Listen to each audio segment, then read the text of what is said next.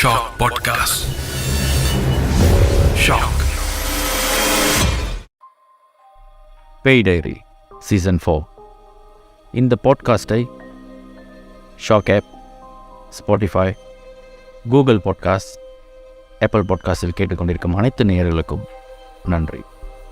இதுவரை நான் சொன்ன தனிப்பட்ட கதைகள், தனிப்பட்ட அனுபவங்கள், பிறருடைய அனுபவங்கள், அவங்களோட வாழ்க்கையில் நடந்த சம்பவங்களை பகிர்ந்து கொண்டதை தொடர்ந்து கேட்டுக்கொண்டிருக்கும் பொழுது அதிகமாக நேயர்கள் விரும்பி கேட்ட ஒரு கதை, ஒரு சம்பவம் இந்த ஏவல் சார்ந்தது.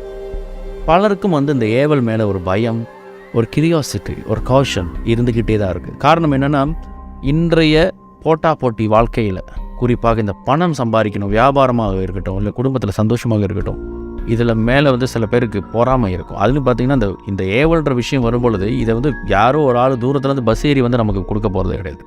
அக்கம் பக்கத்தில் இருக்கிற, இல்லை குடும்பத்துக்குள்ளேயே இருக்கிற, இல்லை உறவினர்களுக்குள்ளே இருக்கிற, நண்பர்களுக்குள்ளே இருக்கிறவங்க யாரோ ஒருத்தவங்க தான் இதுக்கு காரணமாக இருப்பாங்க. பலருக்கும் இந்த அனுபவம் இருக்கும், பலருக்கும் இதை அனுபவிச்சிடவே கூடாதுன்ற பயம் இருக்கும்.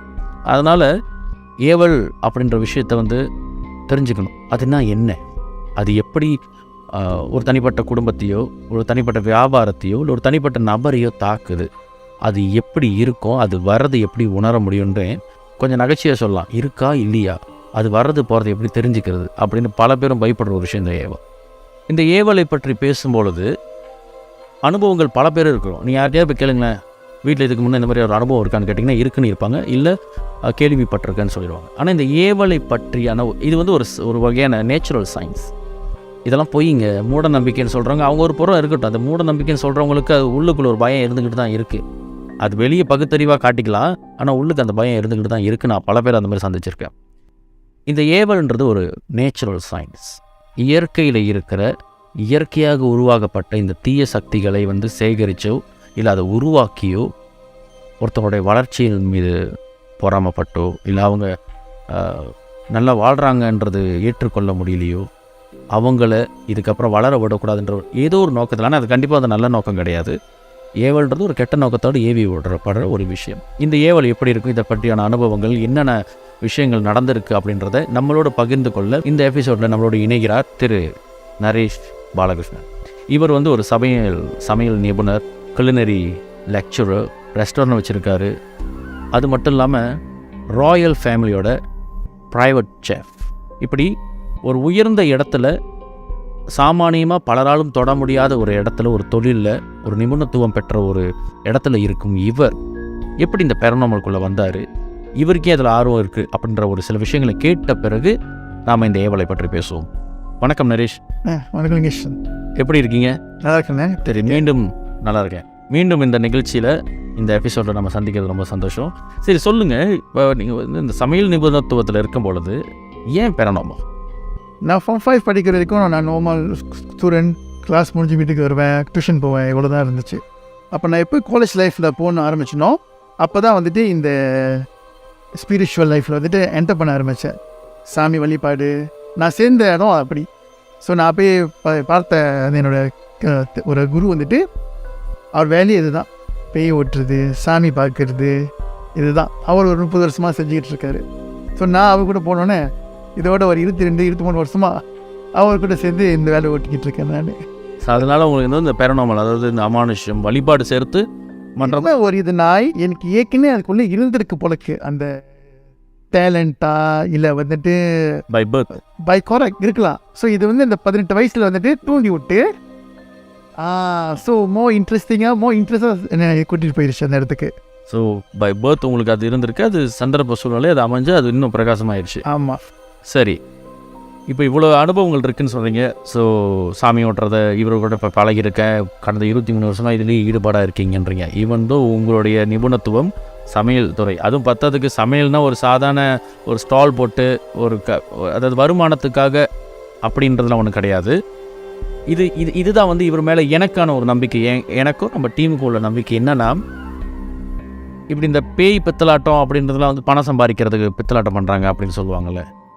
அதாவது அரச குடும்பத்தில் இருக்கிற ஒரு ப்ரைவேட் செஃப்க்கு இது ஒரு அவசியமான, அதாவது இது மூலமாக தான் பணம் ஈட்டணுன்றது ஒரு அவசியம் இல்லாத ஒரு விஷயம். அதுதான் எங்களுக்கு இவர் மேலே ஒரு நம்பிக்கை. காரணம் என்னென்னா, பணத்தை எப்படி ஈட்டலாம். அதே வேளையில் இவர் வந்து ஒரு ராயல் சேஃபாக இருக்கும்போது, ராயலுக்கு ஒரு சேஃபாக இருக்கும் பொழுது இது மூலமாக பணம் ஈட்டணும் அப்படின்ற அவசியம் இவர் கிடையாது. இருந்தும் இதில் இருக்காருன்னா அதில் அவருடைய பேஷன் இல்லை, அவர் சொன்ன மாதிரி இஸ் பேர்த்தோட கேர்ஸான்னு சொல்லலாம், வரணும் சொல்லலாம், இல்லை கேர்ஸ்ன்னு கூட சொல்லலாம். சரி, அவர் மூலமாக இந்த ஏவல் பற்றி கொஞ்சம் தெரிஞ்சுக்கும். ஏவல்னா என்னன்னு ஓரளவுக்கு எனக்கு தெரியும். உங்கள் பார்வையில் ஏவல்னா என்ன? சரி, நீங்கள் சொன்ன மாரி உண்மைதான். இது வந்துட்டு என்னோடய சேலரி இன்கமோ அதெல்லாம் ஒன்றுமே இல்லை. இது வரைக்கும் நான் போய் காசுக்கும் எதையுமே செஞ்சு கொடுத்ததில்லை. என்ன ஒரு விஷயம்னா, என் கூட ஒன்று இருக்குன்னா, நான் தியானம் பண்ணுவேன் நல்லா. இந்த கம்யூனிகேஷன் இருக்கிறதுனால ஸோ நம்ம போகிற இடத்துக்கு வந்து ஏதாச்சும் ஒரு இஷ்யூ நடந்துச்சுன்னா, ஏதாச்சும் ஜாமா அந்தமாரி இருந்துச்சுன்னா ஆட்டோமேட்டிக்காக வந்து என் காதில் வந்து ஒரு விஷயம் சொல்லும் வந்து என்கிட்ட. அப்போ நான் கூப்பிட்டு கேட்டுருவேன், உங்கள் வீட்டில் இந்தமாரி நடந்திருக்கா, இந்தமாரி ஆச்சான்னு. அப்புறம் அவங்க கேட்பாங்க, உங்களுக்கு எப்படி தெரியும்னு. ஸோ அப்போ வந்து யாரும் வந்து என்கிட்ட பேசுவாங்க, சொல்லுவாங்க. ஸோ இப்படி தான் வந்து ஆரம்பிச்சிச்சு என்னோடய லைஃபு. ஸோ நான் போகிற இடத்துல வந்துட்டு எனக்கு வந்து ஒரு ஃபீல் பண்ணோம், இன்றைக்கி சாமி கும்பிட்டுருப்பீங்க, ஆனால் நீங்கள் தேங்காய் உடைக்கலைன்னு. அவங்க சொல்லுவாங்க, ஆமாம் தேங்காய் வாங்க மறந்துட்டேன். ஸோ இப்போ ஆரம்பிச்சு தான் அந்த ஒரு ஸ்பிரிச்சுவல் லைஃப். அப்போ அது மூலமாக தான் உங்களுக்கு வந்து இந்த ஏவல் இது போன்ற விஷயங்கள் வந்து ஈடுபாடு வந்தது. ஆமாம். அப்போ தான் தெரிஞ்சிச்சு பேய்னா என்ன, பூதம்னா என்ன, ஏவல்னா என்ன. எனக்கு தெரிஞ்சு இருக்கும், ஏவல் வந்துட்டு ஒரு ஆள் வந்துட்டு உங்களுக்கு வந்து அனுப்புறது ஜாமான், பிடிக்காமல் செய்கிற விஷயம் கெட்டது, அதுதான் வந்து ஏவலாக வந்து உங்கள் குடும்பத்துக்கு வந்துட்டு ஒரு இதாக சாபமாக வந்து செய்கிறது. சரி, இந்த ஏவல்ன்றது வந்து ஒரு உருவமா, ஒரு பொருளா, இல்லை ஒரு கேர்ஸ் வார்த்தையால் சொல்லப்பட்டு அந்த வார்த்தையை அவங்கள தாக்குதா? எப்படி செய்கிற ஜாமான். நீங்கள் நல்ல பிஸ்னஸில் இருப்பீங்க, நீங்கள் உங்கள் குடும்பம் நல்லா இருக்கும். நீ சொன்ன மாரி தான், வெளியார் யாருமே நம்மளுக்கு செய்கிறதில்ல. நமக்குள்ளே இருக்கிறவங்களே தான் நம்மளோட வளர்ச்சி பிடிக்காம, நம்ம மேலே போகாமல். ஸோ இவங்க தான் வந்து இந்த ஏவல் இதெல்லாம் செய்கிறது நம்மளுக்கு. ஸோ அந்த ஏவல் வந்து எந்த உருவத்தில் வருது நம்மளுக்கு தெரியாது. நீங்கள் நல்லா இருப்பீங்க இன்றைக்கி, நாளைக்கு பார்த்தா ஃபுல்லாக இரும்புவீங்க. நம்ம நினைப்போம் நார்மல் இருப்பேன்னு. அப்புறம் போக எல்லாம் கிளினிக்கு ஹாஸ்பிட்டலில் நம்ம போய் செக் பண்ணும்போது நம்ம நார்மலாக தான் இருப்போம். அப்புறம் கடைசியாக வந்து ரொம்ப நாள் சென்று ஒரு கோயிலுக்கு போகும்போது அவன் சொல்லுவான், உனக்கு ஜாமா பட்டிருக்கு. ஜாமான் என்ன ஜாமா கண்டு பட்டலை, யாருமே அடிக்கலை. ஆனால் அந்த ஜாமான் சொல்லும்போது இந்த ஏவல் ஆள் செய்வனை இதுதான். சரி, ஏவல் வந்து அதாவது நான் எனக்கு தெரிஞ்சது கொஞ்சம் பகிர்ந்துக்கிறேன். ஏன்னா நம்ம நிறைய அந்த பேய் டைரியில் வந்து கடந்த ஒரு 4 சீசனில் வந்து பல முறை ஏவலுடைய அனுபவங்களை பேசியிருக்கோம். ஸோ அதில் வந்து சில பேர் என்ன சொல்கிறாங்கன்னா, காற்றாக, மண், நெருப்பும் இருக்குது, நீராகவும் தெளிக்கப்பட்டது, இப்படி ஏவல் வந்து இந்த மாதிரியான ரூபத்தில் வருதுன்னு சொல்கிறாங்க. ஸோ நீங்கள் பார்த்த ஏவல்கள் இதே போல் உள்ளதா, இல்லை இதை சார்ந்து, இல்லை வேறு மாதிரியா? ரொம்ப பார்த்துருக்கேன் நான். இதில் வீட்டுக்கு போய் கேட்கும் போது சுடுகாட்டு சாம்பார் வந்துட்டு மந்திரிச்சு வீட்டு முன்னாடி தூக்கி விட்ருப்பாங்க. அப்புறம் வந்துட்டு பொம்மை செஞ்சு வச்சு ஊசி ஆணிலாம் குத்தி வச்சு உடம்புல இறக்குற மாரியும் அந்தமாரியும் செஞ்சுருப்பாங்க. கனி கோழிலாம் காவை கொடுத்து அந்தமாரி ஆகூரமாக கூட செஞ்சு ரத்தம் கக்கி சாவுற வரைக்கும் செஞ்சுருக்காங்க. இந்தமாரி கேஸாக ரொம்ப பார்த்துருக்கோம் நாங்கள். ஸோ இப்போ உங்கள்கிட்ட ஓகே, இப்போ பார்த்தீங்கன்னா சொன்னீங்க இருமல் வரும், தும்மல் வரும், இது ஒரு சிம்டம் இப்படி நடக்க போகுது அப்படின்ட்டு. வழக்கமாக இந்த மாதிரியான விஷயங்களுக்கு வந்து நம்ம நாடுவது வந்து மெடிக்கல் மருத்துவர். ஆமாம். எப்படி கண்டுபிடிக்கிறாங்க இது ஏவல்னு? ஏன்னா சில பேர் இது ஏவல்னு நினச்சி, இப்போ உதாரணத்துக்கு ஒரு இது சொல்லுங்கள், ஆட்டிசம் கிட்ஸ் வந்து ஆட்டிசம்னு தெரியாமல் சில பேரண்ட்ஸ் போயிட்டு ஏதோ ஒரு பூர்வ ஜென்ம வேணா போல இருக்குன்னு சொல்லிட்டு ஆட்டிசம் சார்ந்த ஸ்பெஷலிஸ்ட்டை போய் அவனை காட்டுறதை விட்டுட்டு சாமி ஆடுற கூப்பிட்டு போகிறாங்க. இந்த மாதிரி ஒரு அவலமும் நம்ம சமுதாயத்தில் நடந்துகிட்டு இருக்கு. ஆனால் அதே வேளையில் இதெல்லாம் வெறும் இருமல் தான், டாக்டர் பார்த்துட்டு ஒரு மருந்து போட்டால் நல்லா இருக்கும் பார்ப்பாங்க, அதுதான் ஏவலாக இருக்கும். ஸோ இது எப்படி டிஃப்ரென்ஷியேட் பண்ணுறாங்க, எப்படி கண்டுபிடிக்கிறாங்க, உங்கள்கிட்ட எப்படி வராங்க? ஏவல்னா இப்படி தானே? ஒரு கேஸ் சொல்கிறேன் நான். எனக்கு தெரிஞ்ச குடும்பம் தான், ரொம்ப நாளாக எனக்கு தெரியும். அவங்க நல்ல ஒரு பிஸ்னஸ்மேன், நல்ல ஒரு வெல்த்தியான ஃபேமிலி. அவங்க வருஷம் சாமி கும்பிடும் போது தைப்பூசத்துக்கெல்லாம் வந்துட்டு நான் தான் போய்ட்டு வீட்டில் பூஜைலாம் போட்டு முடிச்சுட்டு நான் வருவேன் நான். ஸோ அந்த ஒரு வருஷம் நான் போய் சேரும் போது அவங்க வீட்டில் வந்துட்டு சரியான சீக்கு, எல்லாமே காய்ச்சல், பிஸ்னஸ் டவுனு. ஸோ அவங்க செய்கிற மாரி அந்த பூஜை தொண்டி செய்யலை. பட் நான் சொன்னேன், ஏன் என்ன ஆச்சு, ஏன் வீட்டில் இருந்துச்சு பிரச்சனையா, ஒன்றுமே இதுன்னு இல்லை, பிஸ்னஸாக நல்லா ஓடிக்கிட்டு இருந்துச்சு. அப்போ கடைசியாக வந்துட்டு ஒரு சாமி ஒரு ஃபோட்டோ ஒன்று காமிச்சாங்க. இது வந்துட்டு கும்பிட்டு வந்து அவங்க செய்கிற பார்ட்னர்ஸு செஞ்சு கொடுத்து விட்டாங்க. இது வந்ததுலேருந்தால் வீட்டுக்கு சரிப்பட்டு வரலன்னு சொன்னாங்க. தகுடு சொன்னாங்க. அப்புறம் தான் வந்து என்ன பண்ணோம், அன்றைக்கி ராத்திரி வந்துட்டு ஐயா அழைச்சிட்டு உட்காந்து இந்த விஷயம்லாம் கேட்கும் போது தான் தெரிஞ்சு வந்துச்சு செய்வனே ஜாமாலாம் வந்து அதுக்குள்ளே தான் வந்து வீட்டுக்கே சேர்ந்துருக்குன்னு உரமையில். அப்போலேருந்து தான் வந்துட்டு அவ்வளோ இதாக ரொம்ப டவுன் ஆகி அப்புறம் அந்த இதெல்லாம் ரிமூவ் பண்ணி விட்டுட்டு இப்போ திருப்பி அவங்க பேக் டு நார்மல். ஸோ அப்போ இவ்வளோ நாள் அவங்க என்ன நினச்சாங்கன்னா பிஸ்னஸ்னால தான் வந்துட்டு இவ்வளோ டவுன் ஆகிறோன்னு. ஆனால் ஏவ வந்துட்டு இந்தமாரி விஷயத்தில் வந்திருக்கு, இந்த ரூபத்தில் வந்திருக்கு. சரி, அந்த ரூபத்தில் வந்தது அவங்களை எப்படி கண்டுபிடிச்சாங்க? இப்போ ஏதோ ஒரு விஷயம் இங்கே சரியில்லைன்னு.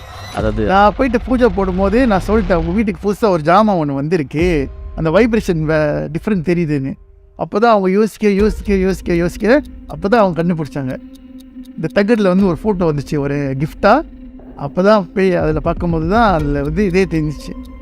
சரி, இப்போ நீங்கள் அந்த இடத்துல இருந்தனால நீங்கள் அதை கண்டுபிடிச்சிட்டிங்க. இந்த வைப்ரேஷன் வந்து கிளாஷ் பண்ணது எதிர்வினையாக இருக்குது, அதனால் இது வந்து தவறான சக்தி அப்படின்னு நீங்கள் சொல்லி கண்டுபிடிச்சிட்டாங்க.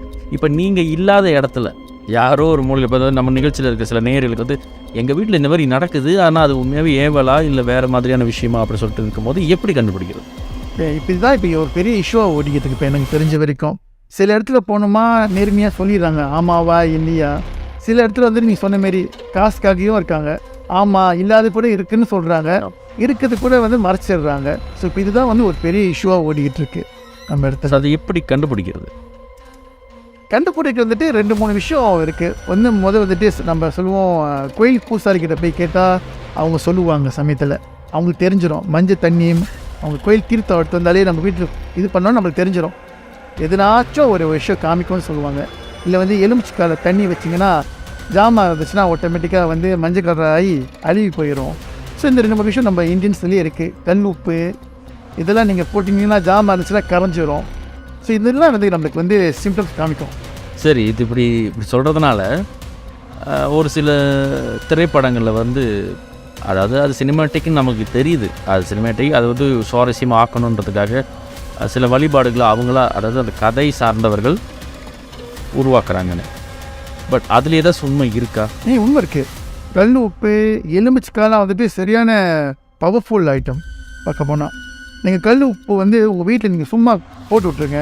உங்கள் வீட்டில் வந்துட்டு நெகட்டிவ் எனர்ஜிஸ் இருந்துச்சுன்னா அது ஆட்டோமேட்டிக்காக கரைஞ்சிரும். அது நீங்கள் கரைன்னு சொல்கிறது எப்படி சொல்கிறீங்க? நீராயிரும்.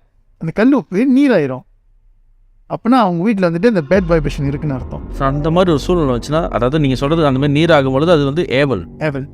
அந்த மாதிரி இருக்கும் பொழுது அவங்க எப்படி என்னத்தை செய்யணும்? அவங்க நார்மலாக வந்துட்டு இப்போ தான் சொல்கிறாங்களே, வீட்டில் வந்து வாரத்தில் ஒரு வாட்டி வந்துட்டு ஒரு கண்ணாடி மங்கள் வந்துட்டு கல் உப்பை வச்சுட்டு எவ்ரி வீக் அந்த கல் உப்பை நீங்கள் மாற்றுங்க. ஸோ ஆட்டோமேட்டிக்காக வந்து உங்கள் பேட் நெகட்டிவ் வந்துட்டு வெளியாகிக்கிட்டே இருக்கும். ஸோ இப்போ வந்து திரு நரேஷ் பாலகிருஷ்ணன் அவர் என்னென்னா, ஏவலில் அவர் கிடைச்ச அனுபவங்கள், ஏவல் எப்படி இருக்கும், எப்படி வந்திருக்குன்ற ஒரு கதையை சொல்லியிருந்தார். அதுக்காக நம்ம வந்து வீட்டுக்கு வர கிஃப்ட் எல்லாம் ஏவலோன்னு சொல்லிட்டு பயந்தோம்னா அதுலேயே பாதி உயிர் போயிடும். காரணம் என்னென்னா, ஒரு கதை இருக்குது. ஒருத்தனுக்கு வந்து ஆண்டவனுடைய கிருபையினால் பிறப்பால் அவன் வந்து ஒரு பெரிய அரச குடும்பத்தில் பிறந்து வாழும் பொழுதே நல்ல உணவு, நல்ல குடும்ப சூழ்நிலை, கை தட்டினா வந்து வேலை செய்கிறதுக்கு பணியாட்கள், இப்படி ஒரு சொகுசான வாழ்க்கையை வாழும் பொழுது அவனுடைய வாழ்க்கை தினமும் அதையே ரிப்பீட் ஆகும்பொழுது அவனுக்கு ஒரு கேள்வி வந்துச்சான். என் வாழ்க்கை இப்படியே இருக்குன்னா அப்புறம் நான் நாளைக்கு திருமணம் செய்துட்ட பிறகு நாளைக்கு என் பிள்ளைங்கனால எனக்கு எதாவது பிரச்சனை வருமானு சொல்லிட்டு ஒரு ஜாதகம் பார்க்குறதுக்கு போகும்பொழுது, உனக்கு வரப்போகிற மனைவியும் உன்னை நல்லா பார்த்துப்பா, உனக்கு பிறக்க போகிற பிள்ளையும் நல்லா பிறக்கும், அதனால் உனக்கு எதுவுமே பிரச்சனையாக இருக்காது, உன் வாழும் காலத்தில் எதுவுமே பிரச்சனை கிடைக்காது. அப்போ அவன் கேட்டானா, இப்படி பிரச்சனையே இல்லைன்னு சொன்னால் நான் கடவுள் ஆயிட மாட்டேன் நான். அப்போ அந்த ஜாதகக்கார் சொன்னாரா, அங்கே தான் கடவுளோட சுற்றமும், உன்னோட இறப்பு மட்டும் ஒரு பூச்சிக்கடியால் செத்து போயிடுவேன் அப்படின்னு சொன்னாரான். நீ பூச்சிக்கடியில் செத்து போயிடுவேன், அது மட்டும்தான் நீ இந்த உலகத்தில் நீ அனுப்பிக்க போகிற ஒரே வழி அப்படின்ட்டாரான். இது வரைக்கும் வழியே பார்க்காத அவனுக்கு வந்து ஒரு பயம் வந்துருச்சு. எல்லாமே அழகாக இருந்துச்சு. என் சாவு வந்து ஒரு பூச்சிக்கடியில் இருக்குன்னு சொல்லிட்டு அவன் பயந்து கடைசி பூச்சி கடிக்காமல் அந்த பயத்தில் செத்துட்டாங்க. இந்த கதை இந்த நேரத்தில் ஏன் நான் சொல்கிறேன்னா, இப்போ அவர் சொன்ன மாதிரி வீட்டுக்கு வர பரிசெல்லாம் ஏவல்னு நம்ம சொல்ல முடியாது. அதே நேரத்தில் வர 10 விஷயத்தில் ஏதாவது ஒரு விஷயம் ஏவலாக கூட இருக்கலாம் அப்படின்னு தான் சொல்ல வரேன். அதனால் இந்த விஷயங்களை வந்து பெருமைக்கு வெளியே சொல்லிக்கலாம். இதெல்லாம் நான் நம்ப மாட்டேங்க, நம்மளாம் இந்த காலத்தில் டெக்னாலஜி உலகத்தில் வாழ்கிறோன்னு. 200-300 வருட டெக்னாலஜி கையில் இருக்கிற இந்த ஸ்மார்ட் ஃபோன், அதுலேயே வந்து ஒரு கிட்டத்தட்ட 80-82 தனிமையான ஒரு பொருட்களுடைய டெக்னாலஜியை வந்து ஒரு ஃபோனில் அடைச்சிட்டாங்க. இப்போ கேமரான்றது ஒரு தனிப்பட்ட ஒரு கருவி, அது வந்து ஃபோனில் இருக்குது. ரேடியோ ஒரு தனிப்பட்ட கருவி, அது இன்றைக்கி ஃபோனில் இருக்குது. இதே மாதிரி 82 கருவிகளை ஒன்றடக்கிய ஒரு பொருள் இந்த 200 வருஷம் 300 வருஷம் டெக்னாலஜி தான் இந்த ஃபோன். 200-300 வருஷம் மனிதனுடைய முயற்சியில் உருவாக்கப்பட்டதுலேயே இவ்வளவு டெக்னாலஜி இருக்குன்னா, இந்த இயற்கை வந்து கோடிக்கணக்காக இந்த டெக்னாலஜி வச்சுருக்கு. இயற்கைன்ற டெக்னாலஜி இன்றைக்கி உலகத்தில் மின்னலை விட வோல்டேஜ் அதிகமாக இருக்கிற ஒரு விஷயத்தை யாரும் கண்டுபிடிக்கும். இன்ன வரைக்கும் இந்த ஏர்த்துக்கு நியூட்ரிஷனாக போகிறது அந்த மின்னலுடைய ஒளிதான்றது வந்து இயற்கையோட டெக்னாலஜி. ஸோ இப்படி கண்ணுக்கு பட்டு அதை உணராமல் இருக்கும் டெக்னாலஜி நிறைய. அதில் ஒன்று இந்த ஏவல் என்னென்னா, அது டெக்னாலஜி கொஞ்சம் தீய டெக்னாலஜியாக இருக்கிறதுனால. அப்போ இந்த டெக்னாலஜி எப்படி ஒரு சிலரால் கையாளப்படுகிறது, அதுலேருந்து நாம் எப்படி நம்ம குடும்பத்தையும் நம்ம வியாபாரத்தையும் நம்மளுடைய வாழ்க்கையும் பாதுகாத்து கொள்வது அப்படின்ற சில விஷயங்களை ஒரு எபிசோடில் நம்மளால் அடக்க முடியாது. அதனால் திரு நரேஷ் பாலகிருஷ்ணன் அவர்களை அடுத்த ஒரு எபிசோடில் இதே தலைப்போடு சந்திப்போம். நான் லிங்கேஸ்வரன் மணியம். இது பேய் டைரி சீசன் 4.